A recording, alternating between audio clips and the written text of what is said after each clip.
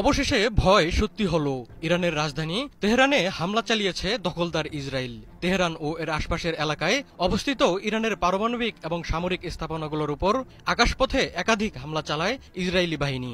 শুক্রবার ভোরে চালানো হামলায় ইরানের বিপ্লবী গার্ড বাহিনীর প্রধান হোসেন সালামি সহ জ্যেষ্ঠ পরমাণু বিজ্ঞানী এবং কয়েকজন সামরিক কর্মকর্তা নিহত হয়েছেন।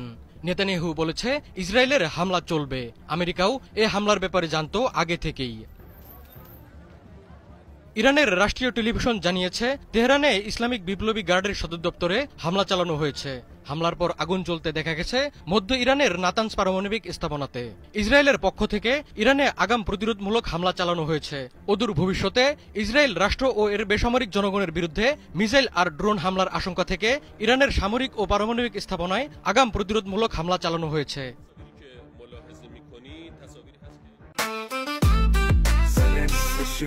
জেনেক্সে শিফট করো, লাইফকে লিফট করো। ইসরায়েলের প্রধানমন্ত্রী বেনিয়ামিন নেতানিয়াহু এক বিবৃতিতে বলেন, এই অভিযানের লক্ষ্য ছিল ইরানের পারমাণবিক কর্মসূচি, ব্যালিস্টিক মিসাইল ও সামরিক সক্ষমতা। নেতানিয়াহু বলেন, যতক্ষণ প্রয়োজন ততক্ষণ এই অভিযান অব্যাহত থাকবে।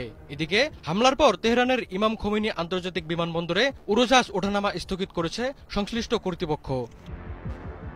আল জাজিরা জানায়, তেহরানের উত্তর পূর্বাঞ্চলে বিস্ফোরণের শব্দ শোনা গেছে। ইরানের সংবাদ মাধ্যমগুলো বলছে, তেহরান জুড়ে 6 থেকে 9টি বিস্ফোরণের শব্দ শোনা গেছে। হামলা হয়েছে আবাসিক ভবনেও।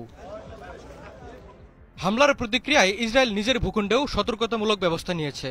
দেশটির সামরিক মুখপাত্রের দপ্তর এক বিবৃতিতে জানিয়েছে, স্থানীয় সময় ভোর 3টা থেকে পরবর্তী নির্দেশ না দেওয়া পর্যন্ত সারা দেশে সব ধরনের শিক্ষামূলক কার্যক্রম, সমাবেশ এবং কর্মক্ষেত্রের কার্যক্রম নিষিদ্ধ করা হয়েছে। দেশের প্রতিরক্ষা নীতিতে তাৎক্ষণিক পরিবর্তন আনা হয়েছে বলে বিবৃতিতে জানানো হয়েছে।